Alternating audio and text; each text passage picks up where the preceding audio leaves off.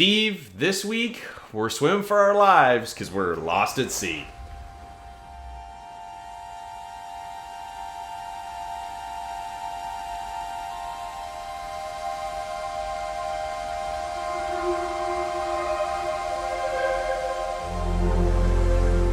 Steve, we're checking out a walking sim this week, Lost at Sea. This is an interesting one. We've played a few walking sims and reviewed them together, so we kind of got a good handle on what this genre's all about. I mean, it's usually slower paced. We're into a more of a narrative-driven story. I mean, some of these games, depending on how they're laid out, can really grab you and bring you in. And Lost at Sea kind of had the makings of this at the beginning. It kind of leads you into this mysterious kind of world. You start in a little bit of a boat and you kind of roll in through the title screen, Lost at Sea, and you end up in this island. And the way you kind of go about it is you start to play through the main character Anna, her memories through her life, and you kind of go through the trials and tribulations of what she's dealt with. And they kind of present the story in a very interesting way. I thought, there's a lot of artwork involved that kind of comes up during some cutscenes, and they did a nice job with kind of the overall presentation of how you get into this, other than how the compass works, which is one of the main aspects of this game, if not the most important thing, because it's the only tool you have when you get to this island. We're going to get into that a little bit, but what were your first impressions of Lost at Sea, Steve? Well, to be honest with you, Corey, I thought when we had a game Lost at Sea, I thought you will actually be in a boat and lost at sea and you have to find your way home or something like that. But it's nothing like that at all. It's basically, like you said, you're playing Anna, who's the main character of the story, and Lost at Sea is really her brain or the subconscious of her life. She's visiting different aspects and periods of her life and just reminiscing and going over if it's the right decision and things like that. But like you said, you start off on the island, you've got a compass.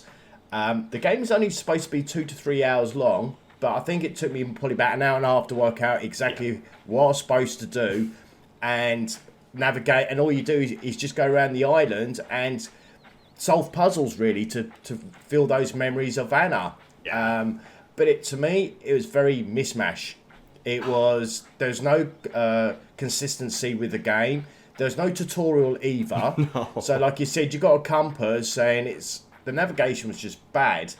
But there's enemy on their thing called your fear, which if it catches up with you, you're supposed to look at it directly or the light for it to disappear. Yeah. But it happens so often, and if it touches you, then you just respawn in a random place. Oh, I know. It's this thing. It's kind of, it's her darkness, right? That's following her around. And it's kind of like you said, like her fear that when you got to turn around and face that fear to kind of get rid of it. So when you're in these certain areas or these biomes, they want to call them, as far as the different age periods of her life, you're safe in those areas, and it'll show on your compass kind of a white light around the compass, so you know that you can freely explore without any issues. But when you're traveling from biome to biome, or you're heading out to maybe collect an item to recall a memory, which is this game's all about, the mechanics of the compass is quite interesting. I like the way they kind of laid it out, but the problem is they didn't do a great job at explaining it. There's a small little window blurb that comes up and kind of tells you how the functions of the compass work when it comes to using the bumpers and the triggers, and you can kind of switch through the time periods and find the different items you're looking for, because each time period has 4 items that you have to find, and then when you find those items, you go back to that biome and kind of piece together the story of that age period. But the problem is you can freely roam around the island, so you can start playing and solving parts and mysteries that are later on in her life when you should really be solving earlier on in her life. And that were kind of laid into a lot of confusion for me, because I did solve some aspects that I probably should have waited to do, but I didn't know that I wasn't supposed to be there, because there wasn't a great explanation with this game.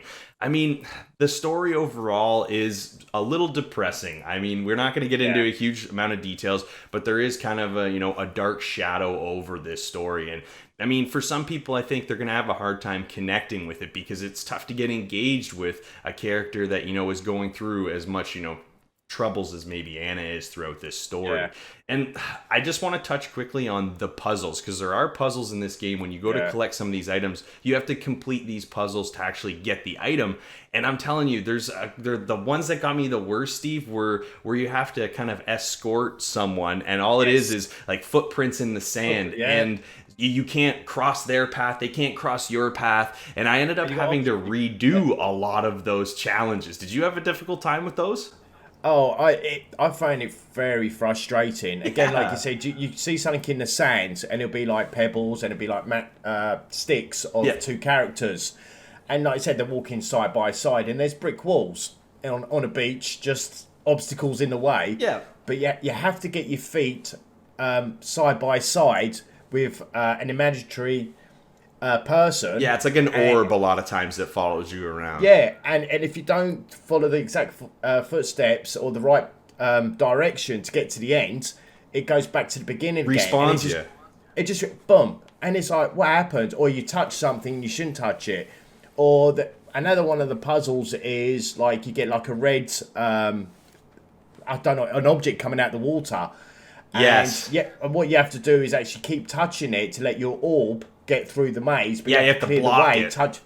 You block that, but hit the brick walls to make a path. It didn't make any sense to me. There's points. I don't want to talk too much about it, but on the puzzles, because it gives the game away. Yeah, I know. But it's kind of like musical chairs. Yes, is one of them. And you have to sort of wait for the music to stop and then just stand on a chair. Or some of the puzzles, it just happens automatically. But talking about the puzzles is the graphical art style of it. It was very simplistic. It was... some of the colours were bold. I did have issues with... when you're moving as well, that the textures would just pop up in front of you. And I had a lot, I don't know about you, but I had a lot of issues with contrast. Oh, it was so bright at times, you couldn't see, or even too dark at times, depending on when the darkness kind of pops in, which is a complete nuisance as you play through this game, because once you dodge it the first couple times, you understand what that mechanic's all about, but it pops up so frequently when you're not in these biomes that it becomes difficult to kind of traverse this island without this thing catching you every once in a while, and it was just a pain. And it was probably graphically one of the cooler looking things in the game, as far as kind of very viney with these, black spires coming out of it with the pinky purple eye in the middle of it, which it looked really cool. But like you said, the island at times, it's either just too blown out because it's too bright, and the textures are just a little too rough. I mean, this game's under $20. It's about $18 on all platforms. But honestly, Steve, we can't... there's not too much else we can say about this one without giving away the actual story. I know we did have a difficult time getting through it. If you had to score Lost at Sea, what are you going to give it?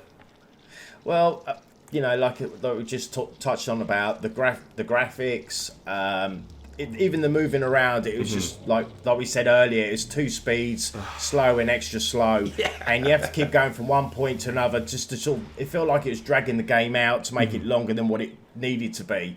And on that front, I love the narrative side. The voiceover was good on Anna, but the rest of it, to me, I couldn't connect with it. I'm giving this a 3. You know what? I'm having a tough time getting past that score too, because you know what? This game doesn't offer much for $20. I'd like to see more content here. Like you said, the areas of the map are so spread out that it feels like they did it just to stretch the length of the game out. And I mean, if you like walking sims, you may enjoy this one, but I found it very hard to get, really get enthralled in this one. So I got to give this one a 3 as well.